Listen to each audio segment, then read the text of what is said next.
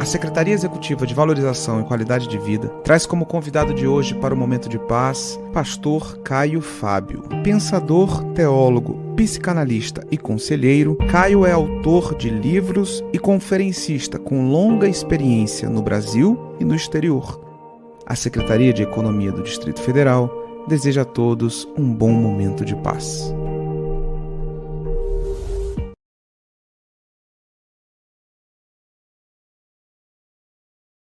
A todos, em nome do governador Ibanez, da primeira-dama Mayara Rocha, declaro aberto mais um momento de paz, hoje com a presença ilustre do nosso mestre Caio Fábio, que é autor de mais de 150 livros, tem uma longa experiência como conferencista, uma história brilhante. E, doutor Caio, mestre, seja bem-vindo aqui nesse trabalho de saúde espiritual, de saúde mental que fazemos junto ao Serviço Público do Distrito Federal, entendendo que o serviço público é a forma de entregas de políticas públicas, de serviços e produtos à população e que torna a nossa vida em sociedade, em comunidade mais feliz, mais agradável, dependendo da qualidade dessa entrega. Nós estamos aqui muito honrados com a sua presença. O trabalho que o senhor faz é conhecido por muitos. E seja muito bem-vindo à Secretaria de Economia, à Secretaria de Qualidade de Vida, ao Governo do Distrito Federal. A palavra está com o senhor, mestre.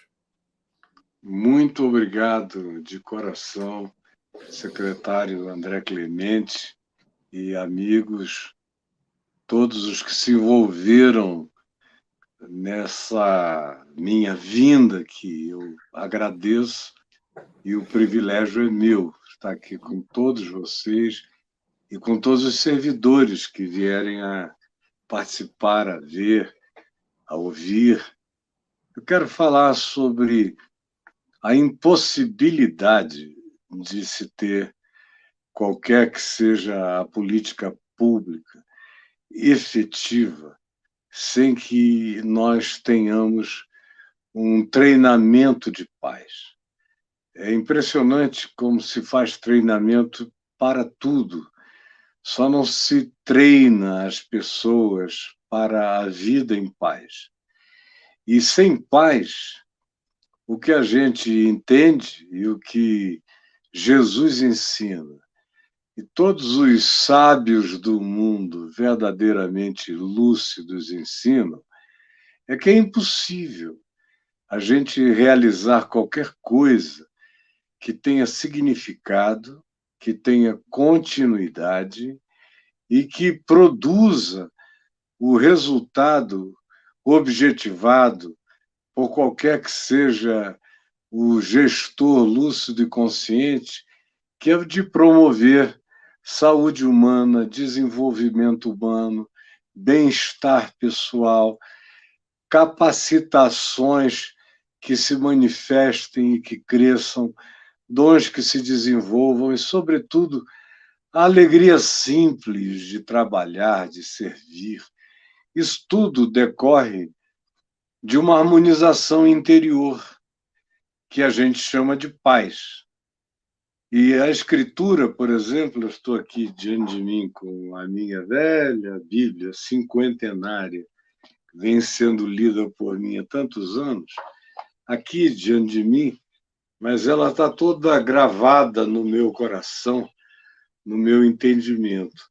E desde o início daquilo que você possa chamar de revelação iluminada de Deus nas Escrituras, a insistência é pela paz. É sempre.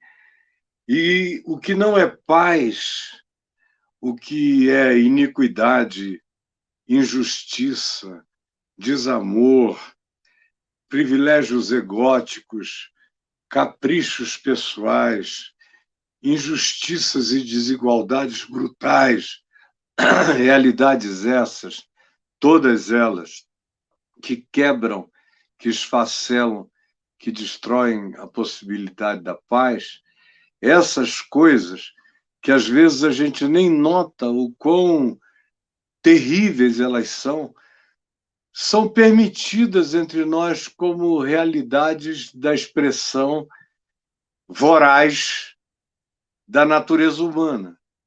E aí aquilo que deveria ser não uma organização, mas um organismo de serviço, um corpo de serviço, onde cada um tem seus dons, suas competências, suas capacitações para servir, se transforma num lugar de conflito, de fragmentação, de disputas, de concorrências, de mensuramentos uns em relação aos outros, a perda de que a referência não sou eu contra ninguém ou ninguém contra mim mesmo, mas eu me melhorando a tal ponto que quanto mais eu consiga melhorar a mim mesmo, mais bem servida será qualquer população que seja que eu venha a servir, e que isso viaja dos nossos casamentos,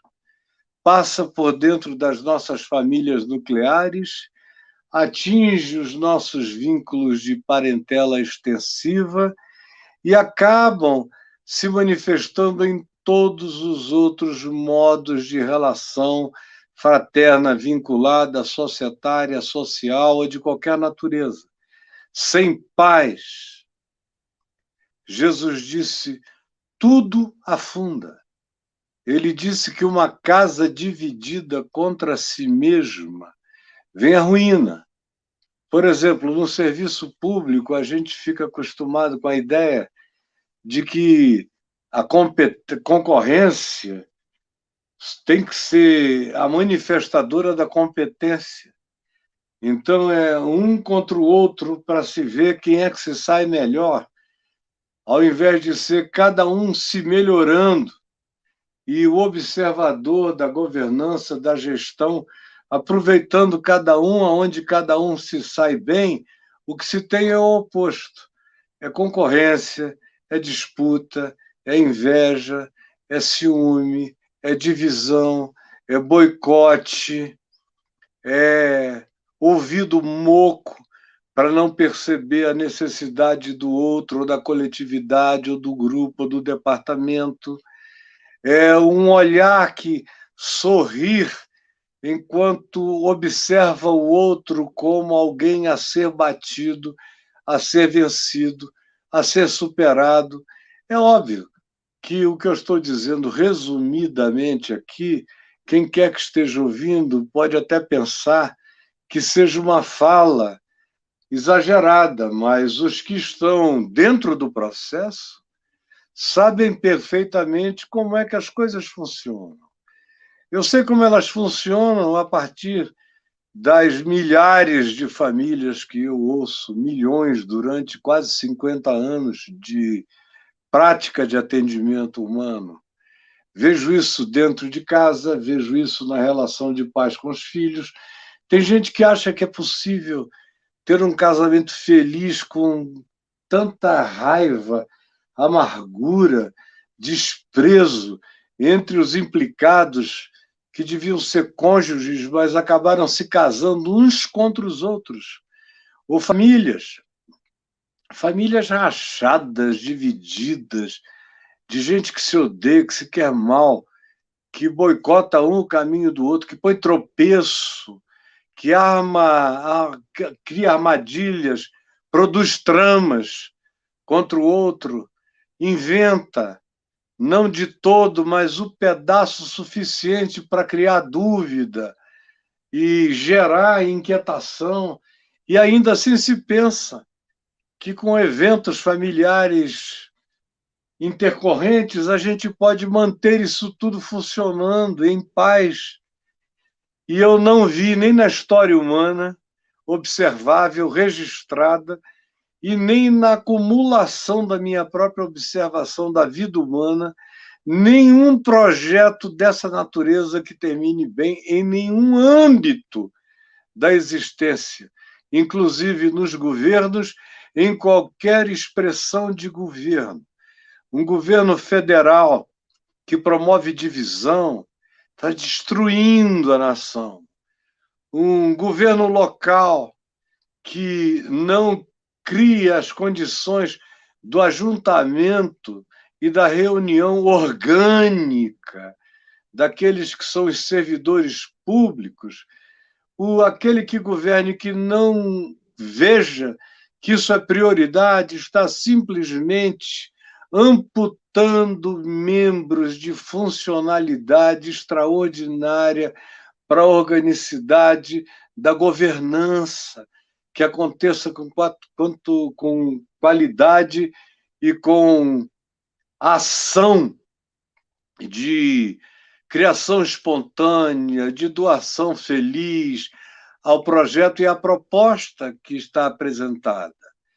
Jesus disse, quando ele enviou um grupo de 70 discípulos dele, um grupo de 35 duplas, que foram de cidade em cidade, pregando o reino de Deus, convidando as pessoas, porque Jesus ia chegar depois e eles tinham ido numa missão preparatória. E o que Jesus disse a eles é que eles fossem completamente despojados, até cada aldeia, cada cidade. Mas lhes deu algumas instruções absolutamente imprescindíveis, dentre as quais existe essa. Ele disse, ao chegardes numa casa, verificai se ali existe algum filho da paz. Se houver um filho da paz, entrai nessa casa e permanecei nela. Mas se não encontrardes nela um ponto de paz, um conector de paz, um filho da paz, ide adiante. E eu sempre achei isso absolutamente interessante, porque ao promover uma missão de natureza essencial, no que dizia respeito a enviar emissários, preparando o caminho para a chegada dele, que é anunciado pelo profeta Isaías como o príncipe da paz, antes que ele chegue, ele diz aos discípulos, vejam que vocês escolham lugares de qualidade, escolham lugares aonde haja filhos da paz, porque é praticamente impossível construir qualquer coisa boa, útil, duradoura, que tenha a capacidade de atravessar gerações produzindo o que é bom, sem que isso seja o resultado da semeadura das sementes de paz. Não é intriga, não é polarização, não são uns contra os outros, não é no ódio, não é na raiva, não é na disputa, não é na belicosidade, não é na guerra subreptícia, não é jogando uns contra os outros, instituições contra instituições, servidores públicos de uma área contra servidores públicos de outra área, não é mediante a rachadura de todos aqueles que foram instituídos para serem servos e promotores da vida mais saudável, mais pacificada, mais humanizada que se possa produzir numa dada sociedade humana. E numa organização como a da nossa governança, no espírito democrático, se não houver isso do primeiro escalão até as últimas instâncias do serviço, se não houver esse espírito de unidade, se não houver esse espírito de commonness, como se diria em inglês, dessa realidade que nos é a mesma, que nos é comum, se não houver esse sentido comunitário desde os primeiros círculos concêntricos até os mais amplos, envolvendo o país inteiro e o mundo, se não houver essa disposição no interior, na mente, no raciocínio, se a ideologia não partir desse pressuposto, tudo que se institui é guerra de uns contra os outros. Nós temos visto durante toda a história humana. São guerras étnicas, guerras culturais, guerras políticas, guerras geopolíticas, guerras por commodities, guerras religiosas, guerras econômicas, guerras tecnológicas, guerras de natureza absolutamente indescritível, de tão patéticas que algumas delas se manifestam, mas guerras. Guerras enfraquecem, guerras diluem, guerras drenam, demandam energias. Inimizade é algo muito tenso, esvai o poder interior de construir, produz ansiedade, gera um espírito de armamento, de defesa, de desconfiança. Boa parte do que seria produção passa a ser apenas construção de defensividade e de paralisia. Vai destruindo toda a organicidade daquilo que se quer e que não é realizado pela boa vontade de um só, mas pela média ponderada do consenso de paz que se estabeleça como ideologia funcional de quem quer que queira ser produtivo num dado organismo de funções e de serviços. Se vocês encontrarem um filho da paz, se houver um filho da paz num departamento, numa área de serviço, ele pode ser o promotor daquilo que não se imagina. Foi por isso que Jesus não disse: se ali houver, e todos os que ali venham a estar presentes vierem a ser todos filhos da paz, então ficai neste lugar. Ele não disse isso. Ele sabe que o filho da paz é sempre minoria. O desejo de todos nós é que fôssemos maioria, ou que fôssemos todos filhos da paz. Infelizmente, o treinamento da divisão, da concorrência, da volúpia pelo poder, da voracidade e a atitude de belicosidade animal que nos habita, não dá lugar à educação da paz, às políticas da paz, à cidadania da paz, ao serviço da paz, a tudo aquilo que a paz promove, sem o que nada é feito. Ou é feito com energias completamente diminuídas. Portanto, não se alcança o objetivo. A gente não precisa ir tão longe no nosso país para ver como a tese que eu apresento aqui, que não é minha, é do bom senso da sabedoria humana durante a história, e é o cerne do ensino de Jesus quanto ao convívio humano, que é a paz, porque ele é apresentado como sendo o príncipe da paz, ele é chamado de conselheiro, maravilhoso conselheiro, Deus forte, Pai da eternidade, príncipe da paz. Mas os que a escolhem são poucos. Por isso não é preciso que todos sejam filhos da paz, mas qualquer política de governança tem que se concentrar nos pacificadores.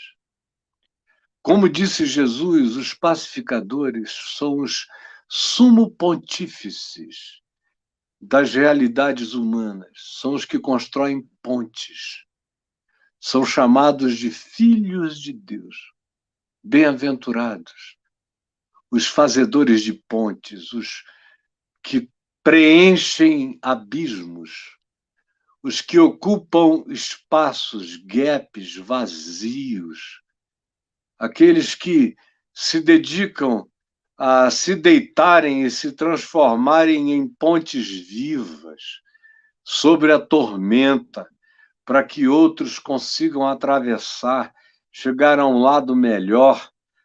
São esses os seres humanos mais ricos, mais produtivos, mais vitais, mais essenciais.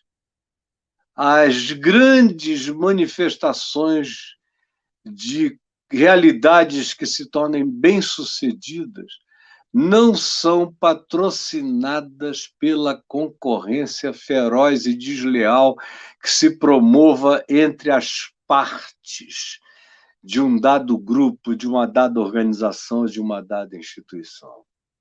Quem assim estimula gera uma fragmentação corrosiva. E Jesus disse que casa dividida cai, casa erguida uma sobre a outra, sem o fundamento dessa paz, promove destruição e autoaniquilação. Eu vim aqui hoje para dizer e para estimular a que todos os que estejam me vendo e ouvindo se ofereçam para ser pontes relacionais. Isso não significa que se vai encontrar um mundo aperfeiçoado, melhorado ou super, hiper facilitado para nós. Não é assim. A paz é fruto de persistência, de perseverança. A gente tem que aprender renúncia para crescer em paz. Tem que aprender a resiliência para andar em paz. Tem que ter segurança pessoal. Tem-se que saber quem se é, qual o nosso significado, qual o nosso valor, qual o nosso dom, qual o nosso chamado, qual a nossa melhor chance de serviço. E a gente precisa saber que o melhor modo de manifestar isso é através de trabalho, de eficiência, de eficácia, manifestos, através de uma existência pacificadora, que não só produz, mas produz agregamento, sinergia, proximidade, ajunta feixes, aumenta correntes, coloca tudo a serviço de uma manifestação maior. Eu ia dando o exemplo desta pandemia no nosso país para não olhar para o mundo inteiro. E ver, por exemplo, o que a política da hostilidade, da divisão, da guerra, da inimizade de uns contra os outros, do federal contra o estatal, ou distrital, ou municipal, todas essas quebras do executivo contra o judiciário, ou do executivo contra o legislativo, provocações e provocações, rachaduras e rachaduras, de modo que o país inteiro está fraturado, numa fratura que se torna cada dia mais exposta, mais feia, com promessas ou ameaças de fragmentações institucionais.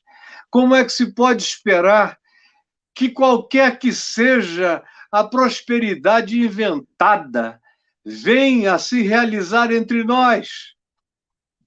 São todas promessas de magia, são todas promessas enganosas, são fake promises, não tem absolutamente nada a ver com a chance de produzirem a realidade, porque se o que eu promovo é antagonismo, como andarão dois juntos se não houver acordo entre eles?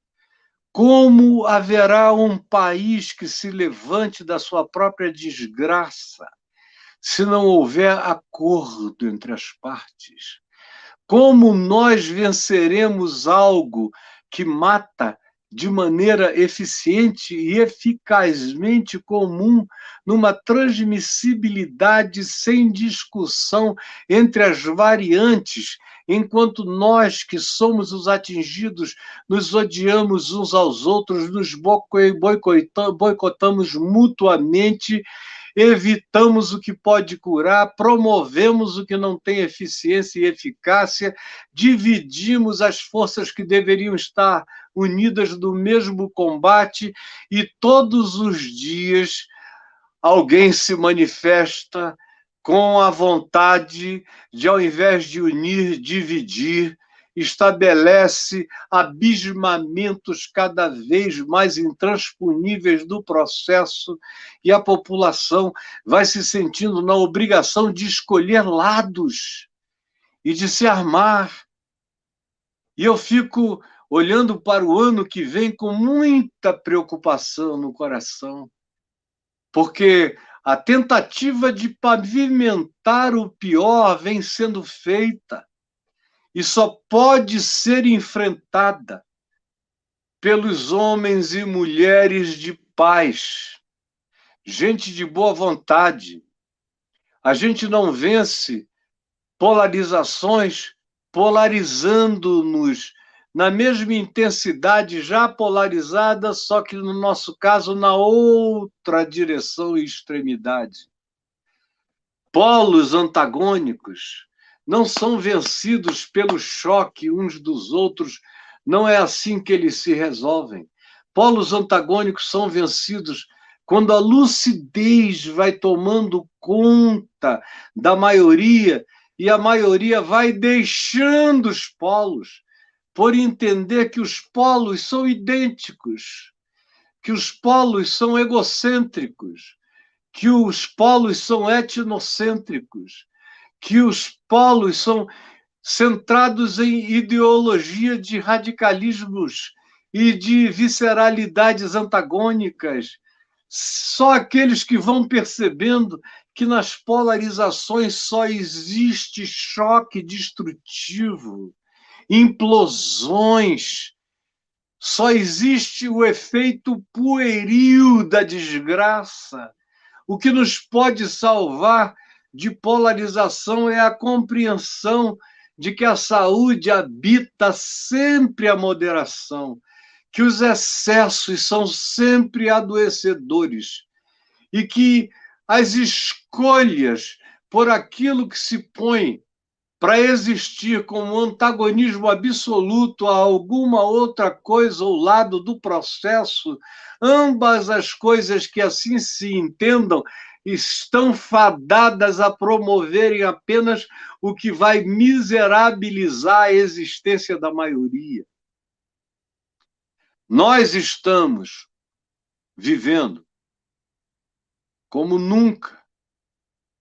E eu diria que, eventualmente, nem no período da ditadura militar, que eu acompanhei toda, e meu pai foi atingido por ela, eu nunca vi um tempo de tantas radicalizações e ódios. Você tinha minorias com raiva do governo militar, e o governo militar com alguns loucos querendo pegar essas minoriazinhas, os comunistas.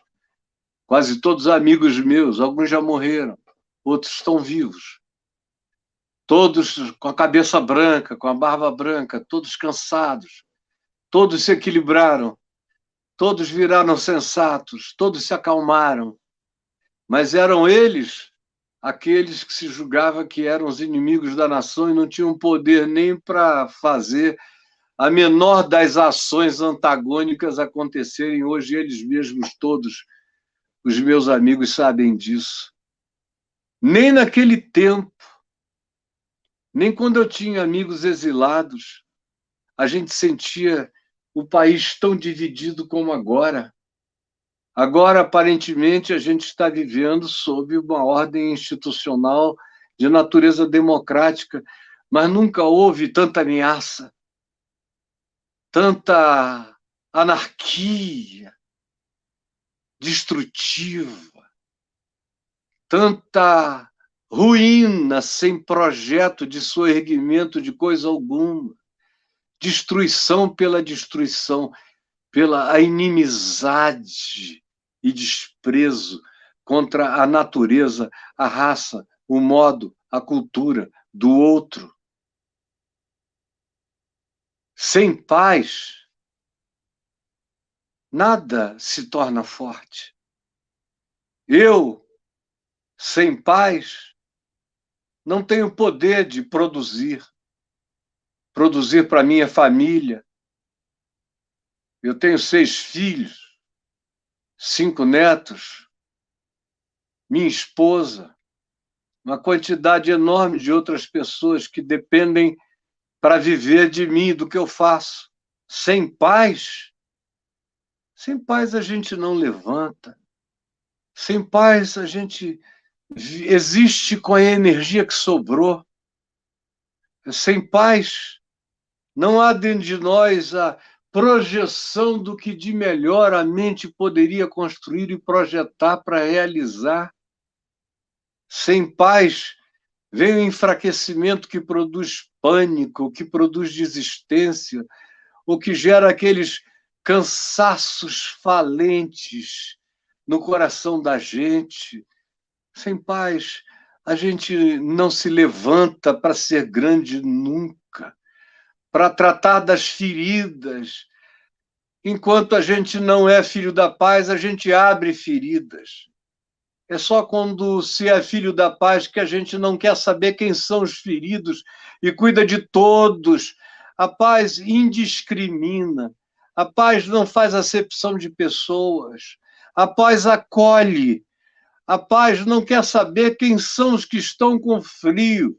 Ela quer promover cobertura e cobertores, acolhimento e agasalho. A paz não pergunta pela ideologia dos famintos. Ela se apressa para socorrer. A paz produz os seres mais fortes.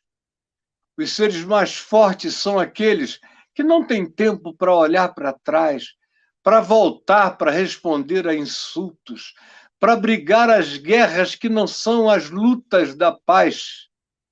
Por isso que Paulo diz é que se deve combater o bom combate, que são todos os combates da paz. Paulo também diz que no que depender de nós, no que depender de mim, eu devo ter paz com todos os homens. É o que eu tenho tentado fazer nos últimos 50 anos.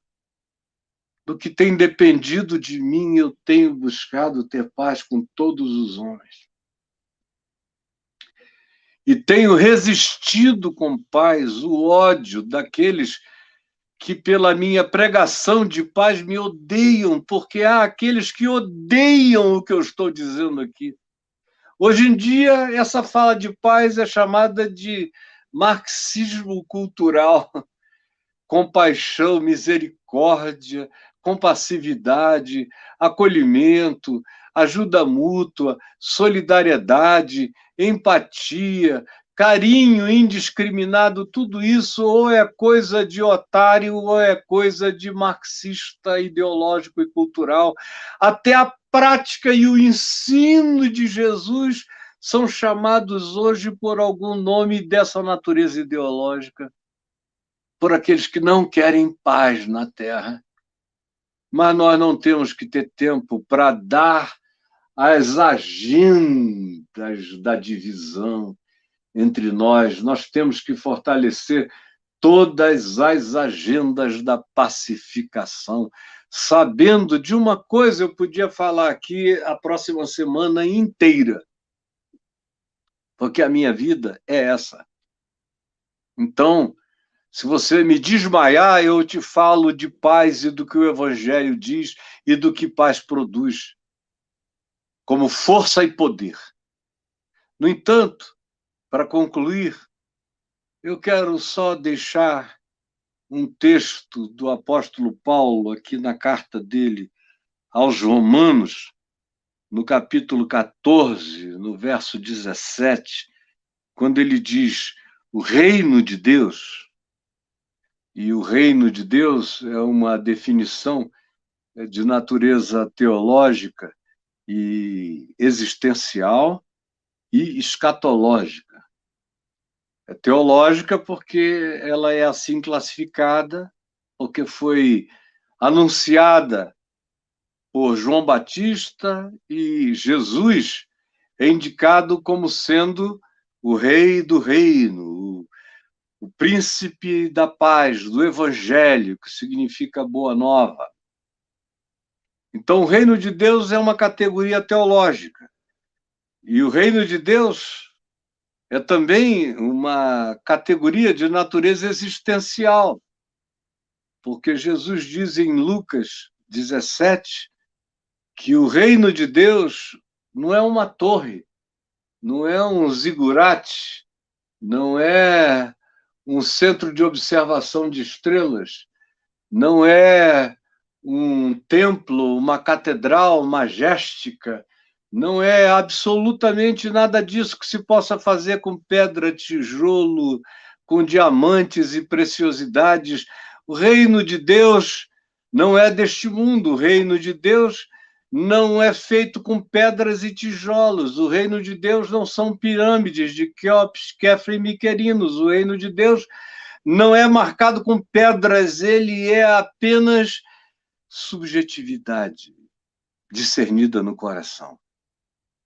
Por isso Jesus disse, o reino de Deus não vem com visível aparência, pois estará dentro de vós. Aqui. A catedral sou eu. O governador de mim mesmo sou eu. O presidente da minha consciência sou eu, submetendo-a ao Evangelho. Isso tudo tem que começar em mim. Tem que ser uma escolha minha no que eu faço. E não adianta dizer, eu perdi a cabeça porque era sobre-humano. Mentira. A gente pode ser filho da paz até o fim, sem o argumento de que saiu do sério, quebrou a cara do outro, porque era inumano suportar aquilo. O ser humano tem poder de suportar tudo o que determine na sua consciência ser melhor e mais justo. Portanto, o reino de Deus também é uma categoria de natureza interior, existencial, subjetiva. É o crescimento da obediência ao mandamento de Jesus, que é amor. Amor por mim mesmo, amor pelo próximo e amor a Deus, amando ao próximo a vida e a natureza, porque ninguém consegue amar a Deus como invisível. O apóstolo João disse, ninguém jamais viu a Deus. Se eu não amar ao meu próximo, a quem eu vejo, como eu direi que amo a Deus a quem eu não vejo? Portanto, se eu quiser amar a Deus, que eu ame na relação com o meu próximo. E amor não anda sem paz. O amor é pacificador, onde ele está presente, a paz se institui. O olhar muda e o objetivo da vida é vencer, não pela humilhação, mas pela conquista da mente e do coração. E o reino de Deus é uma dimensão social e econômica também. E é o que Paulo diz ao definir aqui, o reino de Deus é paz. O reino de Deus é paz. É justiça, é paz e alegria no Espírito Santo.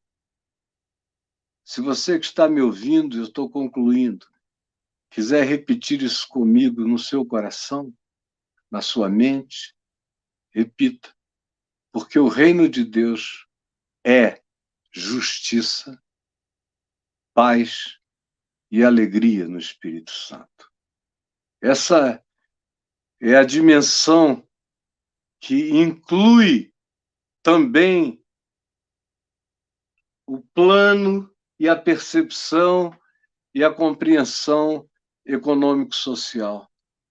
Porque não adianta a gente dizer que vai produzir uma sociedade pacificada se antes não houver justiça.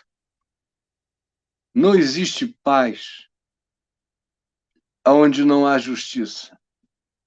Somente aqueles que cresceram e evoluíram muito na compreensão, na prática e na experiência do poder da paz é que conseguem manter a paz em meio à injustiça, à iniquidade e ao abuso. A grande maioria dos seres humanos não tem essa capacidade e a maioria jamais terá. A maioria jamais chega no nível de ambicionar a paz de tal modo e que venha a crescer de tal maneira que se torne mestre do próprio coração na prática da paz. A maioria quer uma média ponderada, quer um olho por olho, dente por dente da paz. Olha, me faz bem que eu faço a você. Começa você que depois eu retribuo. É troca. A paz que a maioria concebe é barganha. Você deixa eu ir que eu te deixo também. Não bota o pé no meu caminho, senão eu te dou uma pernada. São poucos os que, com pernada, sem pernada, com empurrões, são empurrões, não se desviam da rota da sua consciência pacificada e seguem. A grande maioria, deixa eu dizer, se a gente não promover um mínimo de justiça, e justiça é justo que se promova, justiça não é um dever, justiça é um direito, justiça é um privilégio. Justiça é condição sine qua non para que qualquer coisa daí se derive e cresça para o bem. Tem que haver justiça. Tem que haver melhor distribuição econômica. Tem que haver equiparações de natureza equivalentemente justas. Não tem que haver igualitarismo, mas tem que haver a igualdade da proporcionalidade do serviço, se atingindo o máximo de possibilidade para que cada um seja fortalecido na sua disposição de fazer melhor. Mas quando 1% da população, como é o caso no Brasil, detém praticamente 50% de todo o produto interno bruto da nação, fica difícil ter paz no meio de tanta injustiça. E eu fico vendo os governos trazerem novos secretários de segurança, aí bota o exército, tira o exército, cria grupos, forças-tarefas, não vão resolver nunca. Paz com bala, com chumbo, paz do Witzel, paz dos grupos armados aqui, do desejo que diz quero armar a população, quero armar a população. Isso não é um filho da paz. É um filho das matilhas, não da paz. Além do que, aquele que é filho da paz não consegue pensar em paz só para si mesmo, ele sabe que a paz começa com justiça, com equiparações, com ajuda, com facilitação. Estimula-se cada um a crescer, mas se dá os instrumentos para que cada um cresça. Tem que haver igualdade, pelo menos na tentativa de instrumentação de cada pessoa, para que cada um tenha o estímulo, ou a esperança mínima de crescer e atingir um outro patamar. Sem justiça, não há paz. No casamento com o marido abusivo, espancador da mulher, ou que tem um salário maior e acha que pode ser o tirano da casa, sem justiça não haverá paz aí. Sem relação justa com os filhos e os filhos com os pais, não haverá justiça nessa casa. Sem justiça nas coisas mínimas. Meu Deus, eu já assinei na vida mais de 5, 6 mil carteiras de funcionários. Eu já tive mais de 1.000 pessoas trabalhando comigo e para mim é um tempo só, durante décadas e décadas. Eu sei na prática que sem as equivalências que se possa estabelecer, você não atinge aquele nível de pacificação que gera alegria, que gera felicidade.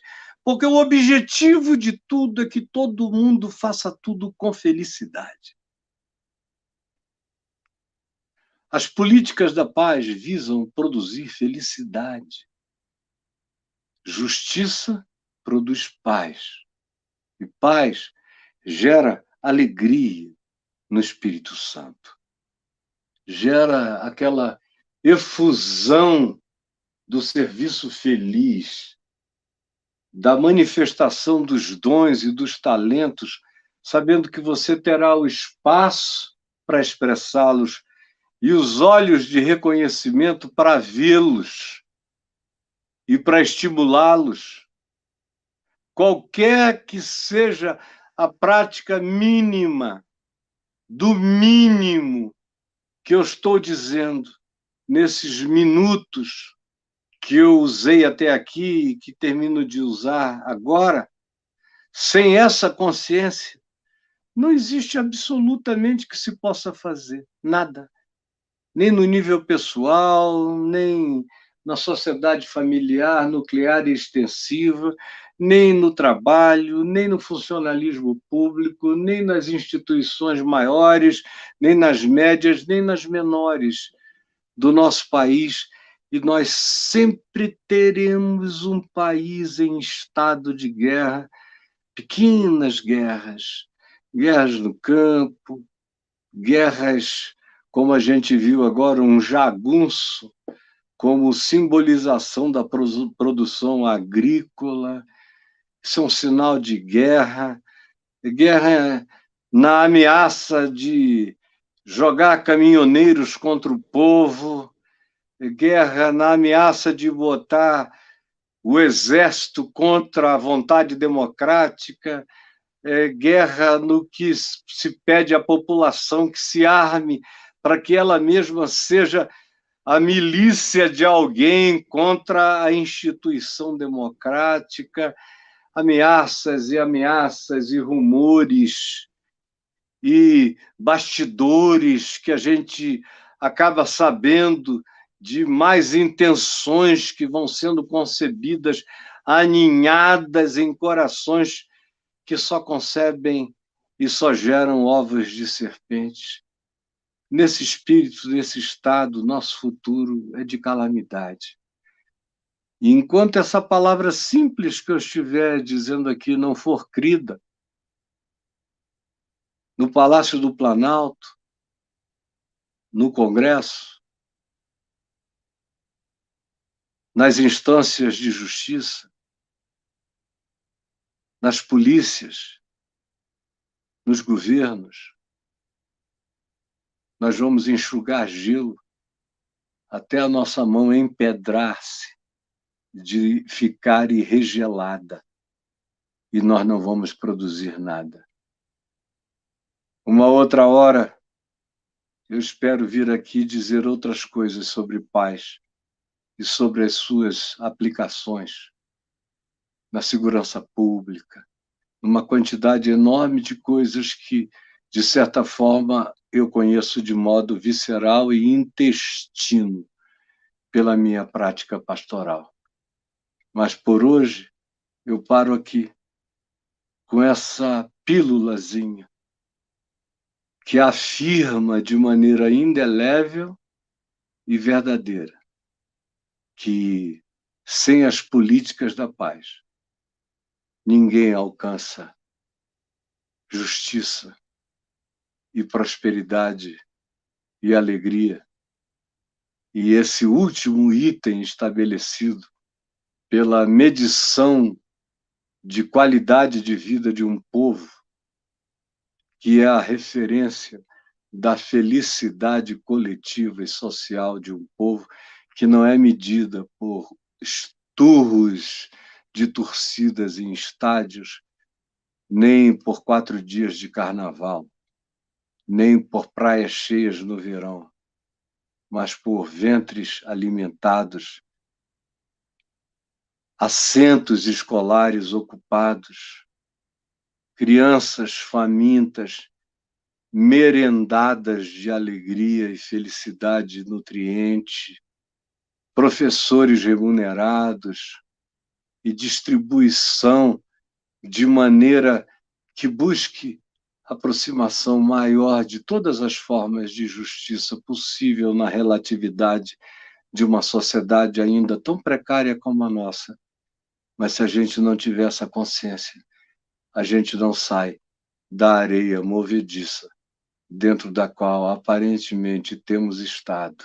Às vezes a gente bota um palmo para fora e desce 2, mas nós não vamos desistir. No que me diz respeito, enquanto eu viver, essa é a palavra, é a única ideologia da vida que eu tenho para anunciar aonde quer que eu esteja. E muito obrigado pelo carinho de vocês. Eu desejo de todo o coração que Deus nos abençoe e que nos abra o entendimento para essa compreensão, que parece tão simples, mas tem o poder da mais profunda revolução. Podem crer. E obrigado.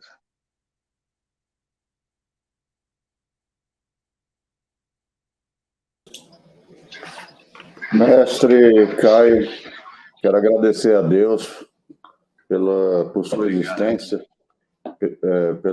por seus conhecimentos e por essa possibilidade de estarmos juntos, lhe escutando, lhe ouvindo. Fortes provocações, fortes reflexões, e espero que esse discernimento chegue a cada servidor que participou aqui com a gente. Esse conhecimento, Caio Fábio, fica disponível no YouTube, então as pessoas podem, aqueles que gostaram, podem encaminhar para os colegas, e que sejamos, como o senhor bem falou, pais de família, mães de família, filhos, Amém. Servidores, membros da sociedade, políticos, gestores, governantes, melhores, né, a cada Amém. dia, e possamos inserir em nossas agendas de pacificação.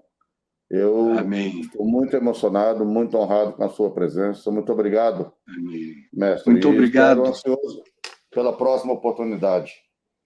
Eu terei todo o prazer, e assim que essa imunização venha a estar mais tranquila, porque eu estou imunizado já tem algum tempo, mas eu tenho aqui morando comigo 2 netas de 21 e 23 anos que ainda não estão. Então, por proteção a elas, eu tenho me protegido, até que elas também estejam imunizadas, e aí eu e minha mulher estaremos livres para outros compromissos, e nesse dia, nessa hora, eu quero ter o privilégio ou de recebê-lo aqui em casa, recebê-los a todos, como também a alegria de visitá-los. Será uma honra para mim. E que Deus nos abençoe. Amém. Muito obrigado, Caio. Será uma honra conhecê-lo pessoalmente. Obrigado mesmo. Até a próxima, com a graça de Deus. Até. Beijo a todos. Amém. Beijo.